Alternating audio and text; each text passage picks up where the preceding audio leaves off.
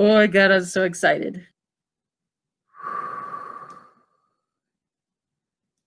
Come on, come on, come on, come on, come on, come on. Okay, come sit with me. Come sit with me. No. I need you. Last call. Last call and the last call? I won! We won! Oh my God, I feel like I'm gonna pass. I feel like I'm gonna pass out. Oh my God!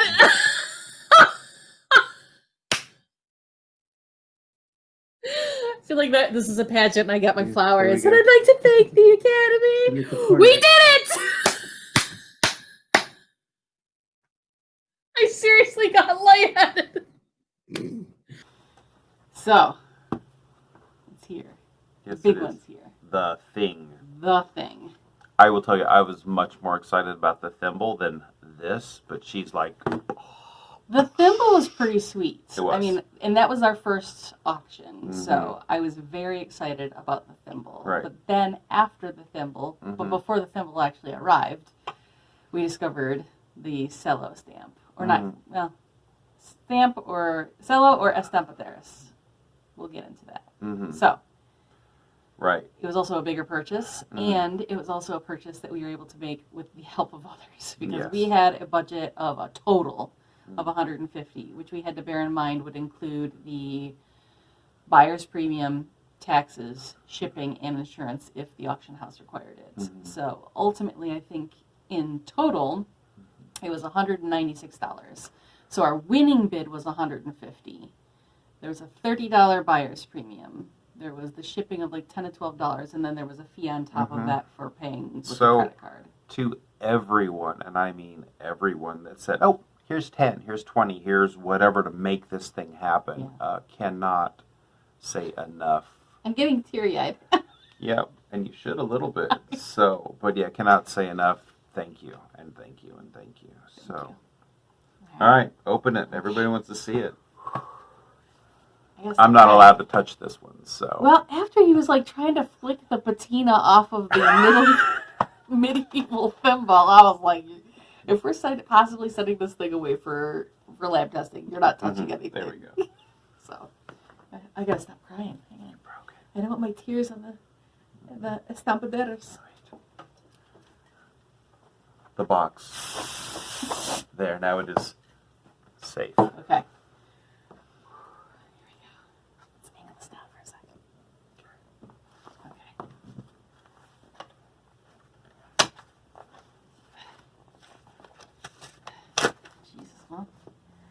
Package, so that's good.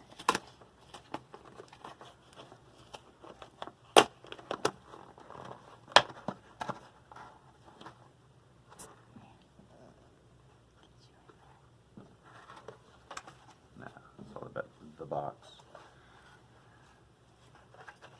Here. No, go up. No, this is good. This is good. No, you bring this on. This is good. It's all about keeping the package safe. It's also about the reaction. That's why you do unboxing videos. Don't fake it. All right. Okay, so I don't need that piece. Don't need that. Okay. Yep.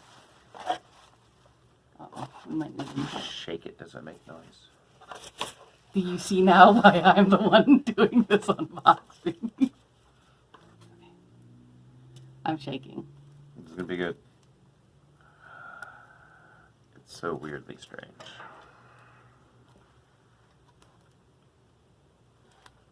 Oh my God.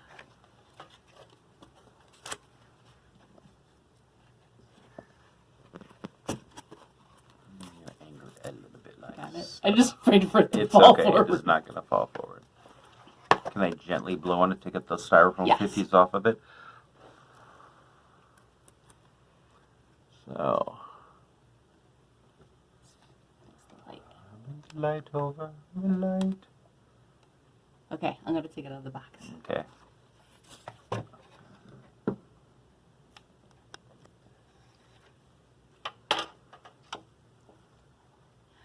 I'm touching something right now that is hundreds of years old. So what's the date that we think that it is? Well, pre-Columbian, which means... Pre-14, whatever that year was. Well, actually more, yeah, the mid.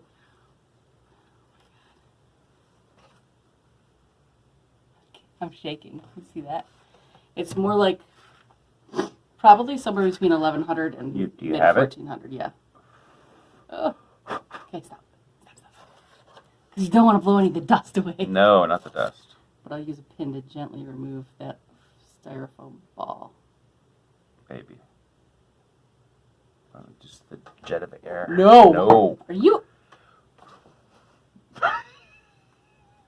Let's jettison away all of the mineral and soil deposits so we have nothing to test. Mm-hmm. This thing's big. Mm-hmm. Does it feel like clay or does it feel like, okay, yeah, so clay. I think it's hardened clay, we think maybe? Yes. It looks like it's, I would say touching it, it's fire hardened. Mm-hmm. For reference. Just over 4 inches. Yep, just slightly over 4. Okay, we're going to set it down here. Chunk. You dropped it. Okay, hang on. Okay. So what I find to be odd, just right off for an initial, is that when you look at it here, it is not necessarily flat. And I don't know if that's just from a historical... Yeah, like it's slightly upcurved on the sides. So and that could be wear, or that could be whatever, but I don't know if they did like a printing where they would place it down and then kind of do a slight roll to it. Well, that's what they believe. What is the sticker? What does it say? It says 125, possibly SS or 55. Probably the, I don't know. So, some of the cellos and estampaderas and pintaderas, well, cellos are usually more cylindrical, but some of them were slightly concave or convex. Some people believe that was part of the process or the reason, the functionality, I guess I should say, of it. Whereas other people say that was just a natural thing that happened. As the clay hardened, it would come up a little bit on the ends. Mm-hmm. It's blurry, hang on. Let me try this with zooming in. There we go.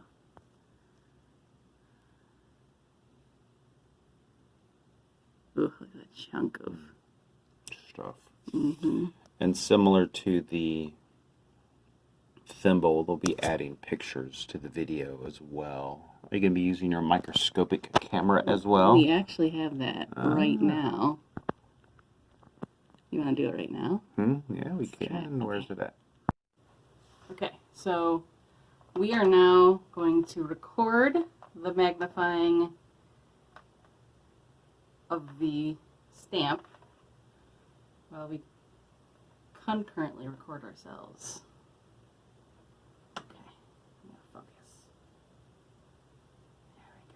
There we go. Oh, wow. And that's not even the super up close one, that's just the... Ooh, what's that? That'd be Yeah. a possible crack. Well, no, I'm talking about the yellow right there. Yeah. I don't know. That could just be soil or dirt. Mm-hmm. That is a different color than the actual stamp itself, or clay itself. Mm-hmm. That is interesting. And it's just the center line. Correct. So. Ooh, what's that? Reddish, something. We have a tiny, tiny red dot. Blood. No. Well, hang on. Paint. Let me. So, you're going to go ultra. I'm going to go ultra color. Ultra. Maybe. I don't think I can get on it enough from this angle. Neat things. How much did that cost you? Your little magnifying camera thing? Okay, Video so camera? this is an older one, and I bought it used from a friend. It was only $40, but you can get it on Amazon, a similar one, for about $70 or $80. Okay. Really cool stuff. That's exciting, though. Really, really cool. You definitely are seeing some red pigment right there. Mm-hmm. Orangish, yellow. Uh-huh. More yellow. And that could actually just be part of the clay. The yellow could definitely be part of it, like either soil that it was taken out of, or part of the dirt mixed in with the clay. But that red is very interesting. What is that?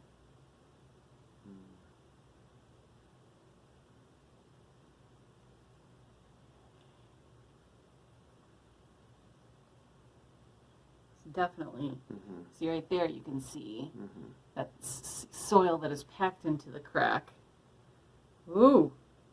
Ooh. You see that? I can see that. Do you see what I see? I do. That is definitely a reddish orange color.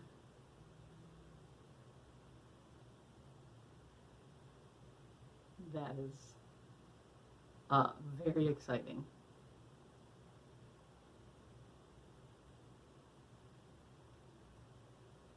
There's more right there. It's a little bit. Looks like a little pebble or something stuck in there.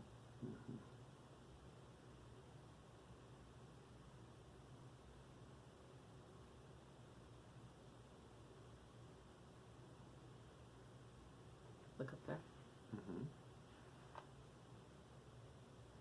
Then I'm going to go back via the little... It looks like more red pigment right there. Possibly.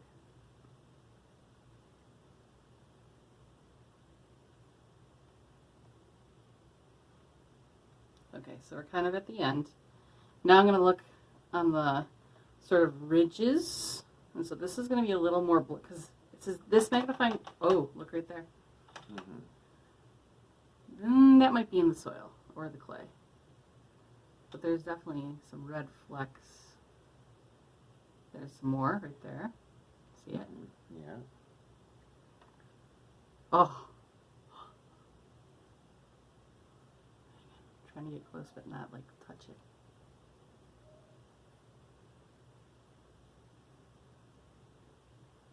I'm getting the shivers.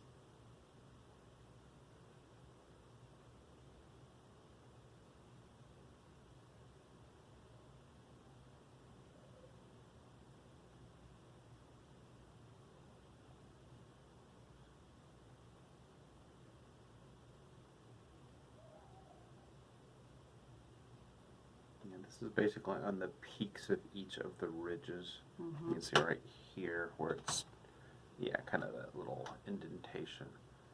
But so, look right. Yep. See that right there? Yeah. Oh, sorry guys. I will work to improve my handheld microscope work, but this is... It stopped! What happened? Oh, my computer screen just went off. Okay, so where do we leave off? That might be some more pigment right there. So what I'm seeing is lots of flecks of different colors, as is to be expected with a clay. The soil. A little bit of blue to the right. Where? Oh. Possibly blue or black, something. Or it could be part of the soil. That is very interesting. And it looks like there might be more black right there, too. Yeah. Okay, so... Oh, there's some red. Styrofoam. Yes, and some styrofoam. See that red right there?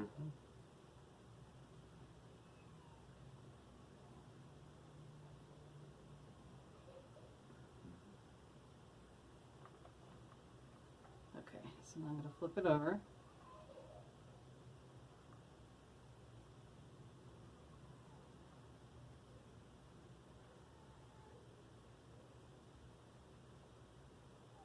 Oh. I don't know if we saw that already. That is a lot of red pigment. Is that your center line or your upper ridge? It is, let me see. So that is the center line. I'm shaking. All right. So at this point, I'm going to cut out and let her do her thing because little man is beginning to squabble in the other room. So I'm going to go take care of him. And we'll do a more formal analysis, but this is just our, there we go. First glance. Oh, look at that on top. That's on top of the ridge. Gots to go. Okay. There you have it. That is amazing. There is definitely a red pigment that is on multiple parts of the stamp. There may be flecks of a yellowish, goldish color, not saying it's gold, but like a yellowish, goldish, almost ochre kind of color. And there's also some possible flecks of light blue and dark blue. Those latter three, minus the red, are quite possibly just imperfections, additions to the soil, the clay, what have you. The red pigment is quite distinctly not. I mean, there might be flecks of some red in the clay itself, but the places where the pigment is, the places where it's red, so the places where there's red are the places you would expect pigment to acquire in a block, because they're hard to clean, if they even cared about cleaning things off. They're in the small crooks and crevices along the printing edges. Particularly, there are several that are within the line in the middle of the block itself.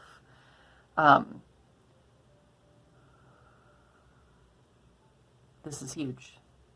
This is big. It means that either they were printing on bright red clay. Possible? I don't think probable. Or they were using pigment to stamp on something. And that is exactly what we were looking to find out. Will we be able to establish or determine necessarily just from our quick purview with a handheld digital microscope with camera, whether it was for fabric, body decoration, or both? No. But are we establishing that these were not necessarily only for ceramics? I think we are. And that is huge. That is huge in the world of cellos and estampaderas and pintaderas. Huge for Mesoamerican culture and huge potentially for block printing research or printing research, printed textiles. So many things are racing through my mind right now. So I'm going to put this somewhere safe at a time where we don't have little man in the other room that I have to worry about wanting to run in here and have mommy's attention, which is fair. At a time when I can focus and concentrate and have something actually holding this thing and keep my hands steady, we will do more and better microscopic analyses.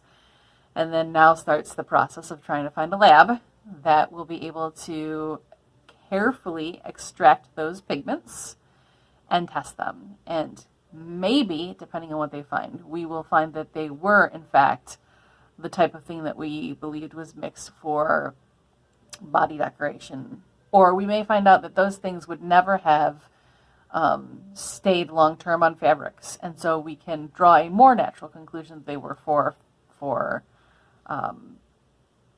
body decoration instead of printed textiles. So thank you. Thank you so much. Trying not to cry. This is huge. It's exciting. So if you are interested in continuing this type of research, in funding us possibly trying to acquire more things, and or helping with laboratory testing, because I have no idea how much that is going to be. I've only begun peripherally to do that research. Then there are several ways that you can support us. But the primary way is by subscribing to our Patreon. I will put the link here, and we would appreciate any kind of support that you can give to us, and we give you a little something in return for Patreon. There's perks and benefits to being a Patreon member, or you can donate directly to us via our PayPal, and I would encourage you to reach out to me to if you want to donate that way. We are not necessarily asking for your money, though we're not going to say no to it. The more that we are able to invest in this type of research, interest, and knowledge, the more that we can get a better understanding. And I think the reason this one in particular excites me so much is it's not European. And don't get me wrong, I don't mind European stuff. And I personally obviously relate more to European stuff, but the Mesoamerican stuff I feel like has so woefully been underfunded, under-researched, disregarded as important, sometimes even considered to be just very rudimentary arts and techniques. And if you compare what they were doing, we think, in the 1100s through 1400s, it's nothing like what was being done in Europe. And I disagree. That's a whole other debate. But the point here is that the importance of trying to make sure we are studying all cultures is very, very important. Now, that's true in every context, and it's definitely true in the context of printing textiles, gilding textiles, things like that. And I just am starting to really delve into the world of learning about printed and more so painted. I'm finding more evidence of painted than I am really printed, but the cellos, estampaderas, and pintaderas, really quickly. So I keep saying these three terms. A cello is usually considered to be like a cylindrical rolling seal, but sometimes the term cello is also applied to or used for stamps that have a flat bottom like this one. Estampaderas, or estampadera, for the singular, are usually almost exclusively flat, sometimes concave or sometimes convex. However, they're not the cylindrical style, okay? So that's what an estampadera is. And then the pintadera, or pintaderas plural, is actually exclusive to the Canary Islands and is pre-Hispanic, we'll say colonialization. So it's before the Hispanics, both Spanish and the Portuguese, I guess. It's before they took over the Grand Canary Islands. And so those pintaderas were used actually in commerce, and that is fairly well established, and there's a strong consensus on that. So pintaderas should not necessarily be lumped in with cellos and estampaderas, but they often are in terms of the research and the discussions. So if we know pintaderas were used for, say, stamping in your seal tablet or on something to say, well, I'm the owner of this and now I'm transferring ownership to you. Or I've sold you this grain of silo and so I'm going to put my stamp with the pintaderas on the seal of it. That was how they were used in the Grand Canary. I keep wanting to say Grand Cayman, the Grand Canary Islands. The Canary Islands. Gosh, I'm so excited. I'm not sure if I'm totally using the right names. I'm so excited. So I will put after this a more formal explanation of what everything is. But the reason it's important to understand pintaderas were used for commerce, because then you ask, okay, were cellos and estampaderas used for the same reasons? And that has been hotly contested and debated for years. Most people disagree. They don't think that they were used exclusively for commerce. May have been, but probably not. And if they were, it wasn't their only use. The more widely debated or accepted things were three things: personal body decoration, i.e. temporary tattoos and markings on one's body; printing textiles, borders, decorations, even if it was just on temporary, and then the third is for commerce. So.